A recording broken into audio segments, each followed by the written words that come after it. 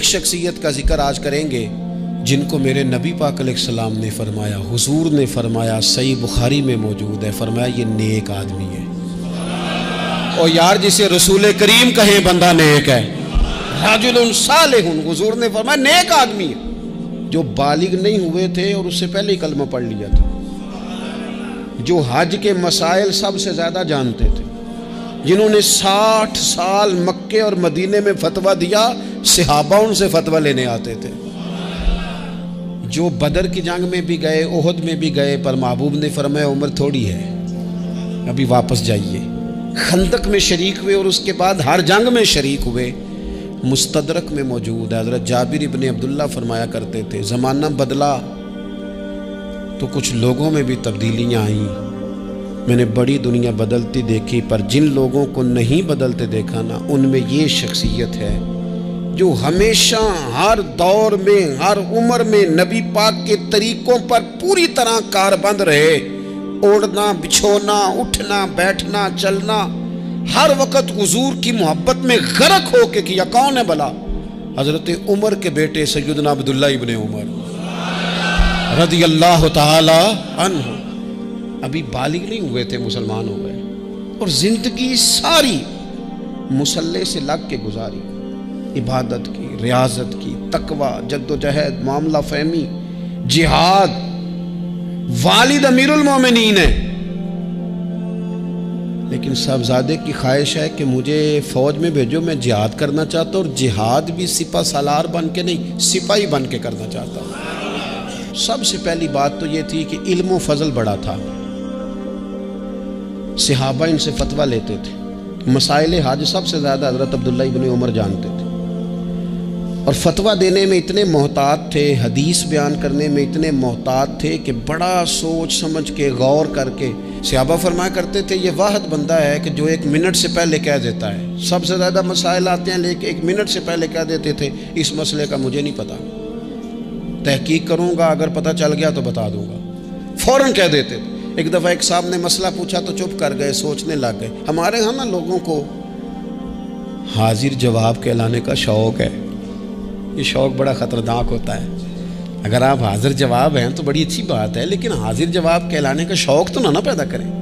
اگر آپ کو پتہ ہے، صحیح بخاری میں حدیث ہے، نبی پاک علیہ السلام نے ایک دن پوچھا تھا صحابہ سے کہ وہ درخت کون سا ہے جس کی مثال مومن کی طرح ہے؟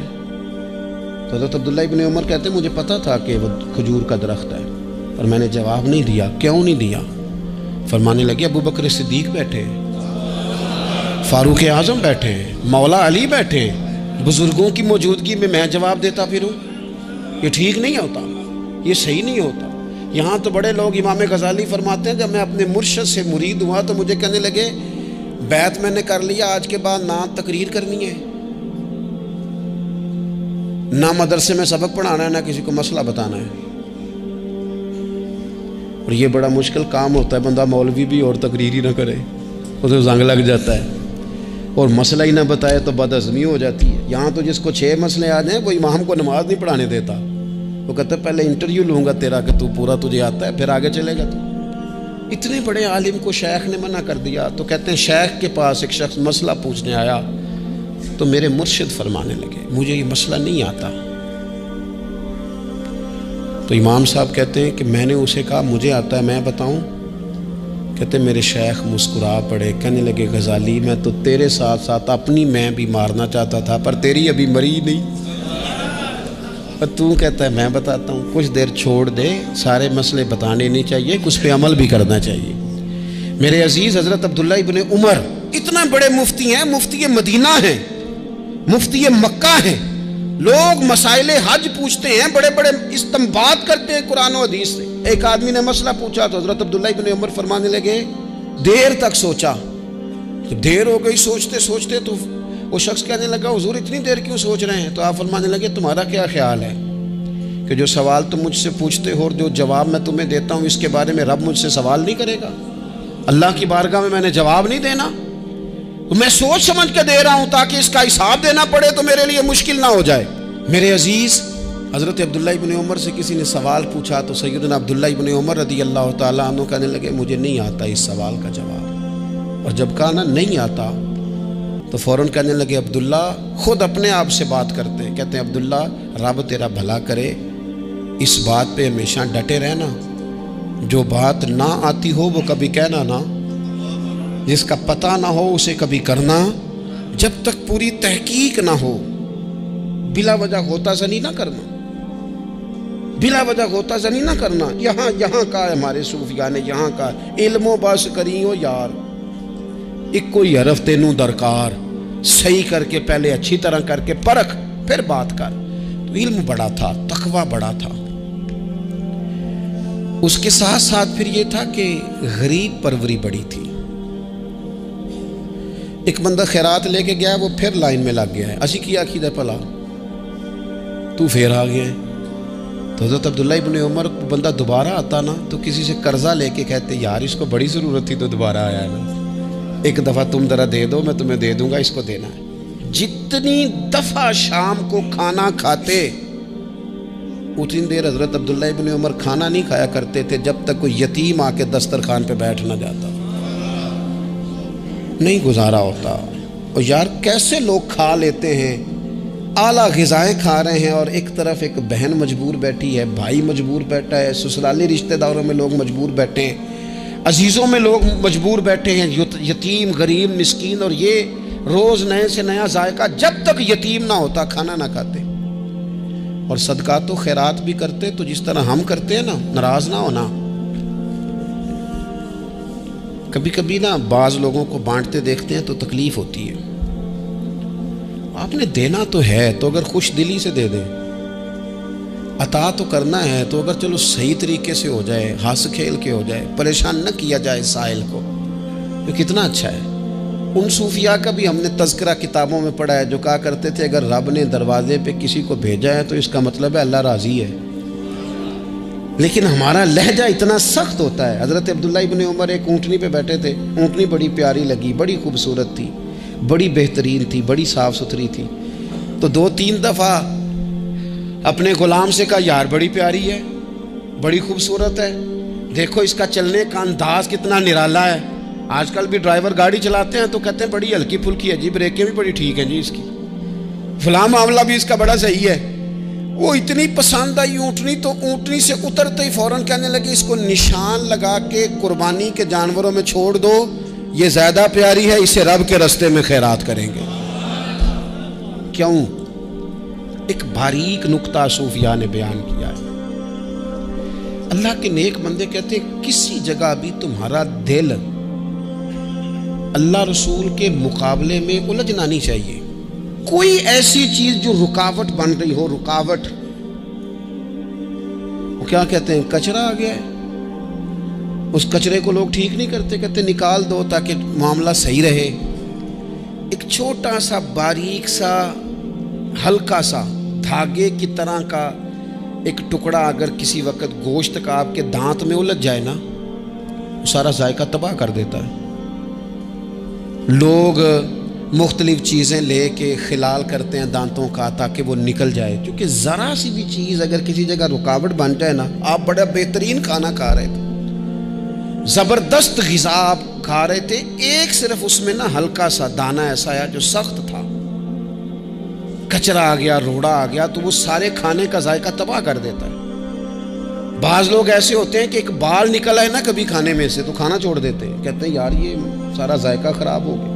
ہمارے ساتھ یہ ہوا ہے، یہ تو ہے نا دنیاوی معاملات، اسی طرح کا مسئلہ روحانی زندگی میں ہوتا ہے۔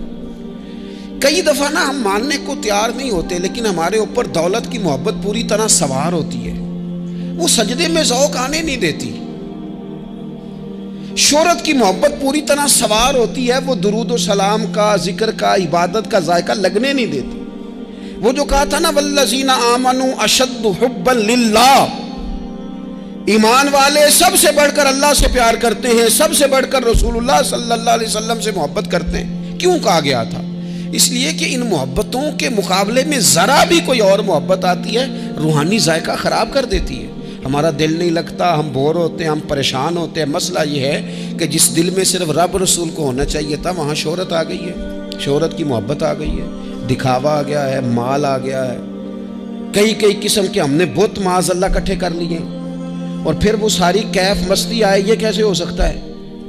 حضرت عبداللہ ابن عمر رضی اللہ تعالیٰ عنہ کے پاس ایک گدھا تھا. ہم پنجابی میں تو کہا کرتے تھے کہ بڑا ساؤ جانور ہے، بڑا دھیما ہے، بڑا اچھا ہے، سواری بھی کرتے تھے اس پہ، اس پر بوجھ بھی رکھتے تھے، اور بھی کئی کام، جانوروں کا چارہ بھی اس پہ رکھ کے لایا جاتا تھا. بہت سارے لوگ اس کی تعریف کرتے تھے کہ ظاہر ہے اس وقت یہ جانور ہر گھر کی ضرورت ہوتے تھے. لوگوں نے بڑی تعریف کی کہ جناب یہ گدھا بڑا اچھا ہے، بڑا عمدہ ہے. اب بعض چیزیں ایسی ہوتی ہیں جن سے دل لگ جاتا ہے. کچھ نوجوانوں نے گھروں میں بلی رکھی ہوتی ہے، گھوڑا رکھا ہوتا ہے، جانور رکھے ہوتے ہیں، ان کی پوری توجہ انہماک. ہم دیکھتے تھے دیہاتوں میں کہ بزرگ اگر کہیں چلے جاتے تھے سفر پہ تو وہاں سے بھی پیغام بھیجتے تھے کہ گائے کو چارہ ڈالا کہ نہیں، بھینس کو نکالا کہ نہیں، تم نے باڑے سے دھوپ چھاؤں کا خیال کیا کہ نہیں. وہ چیز ذہن میں آ جاتی تھی. حضرت عبداللہ ابن عمر رضی اللہ تعالیٰ عنہ وہ گدھا کیونکہ بڑا پیارا تھا، بڑا اچھا جانور تھا اور بڑے کام کرتا تھا، بہت سارے معاملات گھر کے اور کھیتی باڑی کے اس کے ذمے تھے، تو گھر والے بھی کہتے کہ اس جانور کی وجہ سے بڑی خیر ہے، بڑے کام ہو جاتے ہیں. آپ کا بھی خیال تھا. حضرت عبداللہ ابن عمر ایک دن گھوڑے سے نیچے اترے یا اس گدھے سے نیچے اترے تو خادم کو بلا کے کہنے لگے اسے لے جاؤ اور بیچ کے پیسے اللہ کے راستے میں خیرات کر دو. اب وہ خادم کا بھی اس سے دل لگ گیا تھا، جانور گھر میں ہوتا ہے دلچسپی ہو جاتی. کہنے لگا حضور وہ سارا محلہ تو اس کی تعریف کرتا ہے، سارے خاندان والے تو اس جانور سے دلچسپی رکھتے ہیں اور آپ بیچ رہے. آپ فرمانے لگے جس طرح سب کا دل اس کی طرف ہے نا کہ اچھا جانور ہے، میرا بھی ہو گیا ہے، لیکن میں اپنے دل کو سوائے رب رسول کے کسی اور طرف ہوتا دیکھ نہیں سکتا. اعظم بلا سے اپنی وہ ہستی ہی کیوں نہ ہو، اعظم بلا سے اپنی وہ ہستی ہی کیوں نہ ہو. جو چیز اس کی راہ میں حائل ہو پھونک دو، جلا دو ایسی ساری چیزیں جو ان کے راستے میں آتی ہیں. فرمایا اس کی طرف توجہ ہونے لگی ہے، لہٰذا میں اسے اب رکھ سکتا. مزاج تھا، طبیعت تھی، طریقہ اس طرح کا تھا کہ وہ. پھر ایک اور بات بڑی خوب تھی، حضرت عبداللہ ابن عمر ان لوگوں کی پذیرائی بڑی کرتے تھے جو خیر کا کام کرتے تھے. دینی کام کوئی بندہ بھی کرے اس کی پذیرائی ہو، اس کی تعریف ہو، خیر کے جملے ہوں تاکہ دینداری پھیلے. حضرت عبداللہ ابن عمر رضی اللہ تعالیٰ عنہ کو نا غلام آزاد کرانے کا بڑا شوق تھا. دیکھیں ایک بندہ کسی نے خرید لیا ہے، وہ اس کا پابند ہے، بڑی تکلیف میں ہوتے تھے لوگ. غلام 1000 سے زیادہ غلام آپ نے آزاد کرائے تو آپ جب غلام خریدتے تھے نا تو نظر کرتے تھے جو غلام ذرا زیادہ نمازیں پڑھتا اسے آزاد کر دیتے. تو غلاموں نے اس طرح کیا، انہیں پتہ چل گیا، انہوں نے بھی نا لمبی لمبی نمازیں شروع کر دی. تو حضرت عبداللہ ابن عمر کو پتہ چلتا، آزاد کر دیتے. ایک دن آپ کے بیٹے کہنے لگے حضور یہ آپ کو دھوکہ دیتے ہیں، لمبی لمبی نمازیں پڑھتے ہیں، آپ آزاد کر دیتے ہیں، بعد میں پتہ نہیں 5 بھی پوری پڑھتے ہیں کہ نہیں پڑھتے. تو حضرت عبداللہ ابن عمر کہنے لگے پتر تیرا کیا خیال ہے، مجھے نہیں پتا. کہا حضور پتہ ہے. فرمانے لگے یہ مجھے رب کے نام پر دھوکہ دینا چاہتے ہیں، جو رب کے نام پہ دھوکہ دے روز دے، میں روز دھوکہ کھانے کو تیار ہوں. دوسری بات یہ تھی حضرت عبداللہ ابن عمر میں کہ نبی پاک سے محبت کوٹ کوٹ کے بھری ہوئی تھی. حضور کا ذکر آتا تو رو پڑتے، ان جگہوں پہ جا کے ڈھونڈ ڈھونڈ کے بیٹھتے جہاں نبی پاک نے وقت گزارا ہے. ایک درخت کا پتہ چلا کہ یہاں حضور تھوڑی دیر آرام فرما ہوئے تھے، انہوں نے دیکھا تھا یا انہیں معلومات ہوئی تو ہمیشہ اس درخت کو پانی دیتے، اس کا خیال کرتے، کہتے یہ درخت ہمیشہ تر و تازہ رہے، یہاں میرے نبی پاک نے تھوڑا وقت گزارا ہے. وہ مکہ مکرمہ میں بھی جاتے تو وہ جگہ ڈھونڈ ڈھونڈ کے جہاں حضور نے نماز پڑھی تھی نماز پڑھتے. مسجد نبوی میں آتے تو جس ممبر پر حضور بیٹھ کے خطبہ دیتے تو اس پہ ہاتھ پھیر کے چہرے پہ ملتے.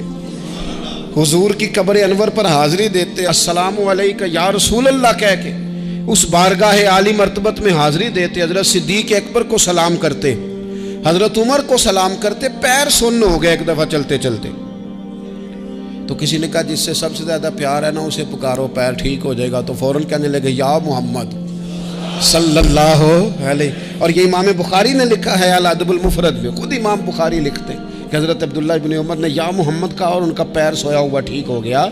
یہ لوگ بڑی محبت کرنے والے. آپ فرمایا کرتے تھے شاید زندگی میں لوگوں نے کسی سے اتنا پیار کیا ہو جتنا نبی پاک علیہ السلام کے غلاموں نے مجھ سے کیا ہے. ہر وقت لوگ ان کے گرد رہتے، لوگ محبت کرتے۔ حجاج بن یوسف جب حکمران بنا نا تو بڑا ظالم تھا، اس کو یہ بات اچھی نہیں لگتی تھی کہ ہر وقت لوگ حضرت عبداللہ ابن عمر کے پیچھے گھومیں۔ بادشاہوں کا خیال ہوتا ہے نا، بادشاہ ہم میں تو پروٹوکول کوئی اور لے کے جا رہا ہے۔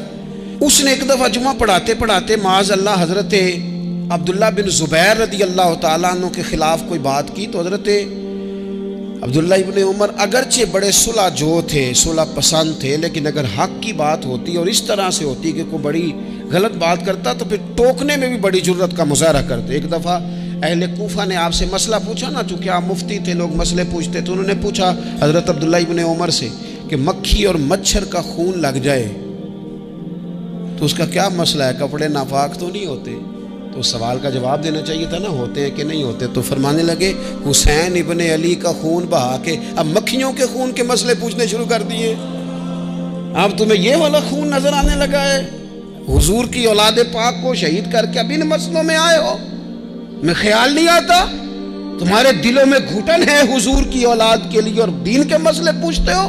جاؤ پہلے کشادگی پیدا کرو، تیری نسل پاک میں ہے بچہ بچہ نور کا، تو ہے عین نور تیرا سب گھرانہ نور کا، پہلے کشادگی لاؤ حضور کی اولاد پاک کے لیے، پھر مسائل پوچھنا۔ حجاج بن یوسف نے کوئی بات کر دی، آپ نے ٹوک دیا، آپ نے ٹوک دیا، تو پھر حجاج نے سازش کی۔ اوہو، اللہ والوں کے خلاف جو سازشیں ہوتی ہیں بڑی گہری ہوتی ہیں، بڑی سخت ہوتی ہیں، بڑے جال بنے جاتے ہیں، بڑا حسد کیا جاتا ہے، بڑی تکلیف دی جاتی ہے۔ اللہ قرآن میں کہتے ہیں محبوب یہ لوگ تجھ سے حسد کرتے ہیں، حسد من عند انفسہم، ان کے دلوں میں تیرے لیے حسد ہے، حسد کرتے ہیں لوگ، دور تک نکل جاتے ہیں حاسدین۔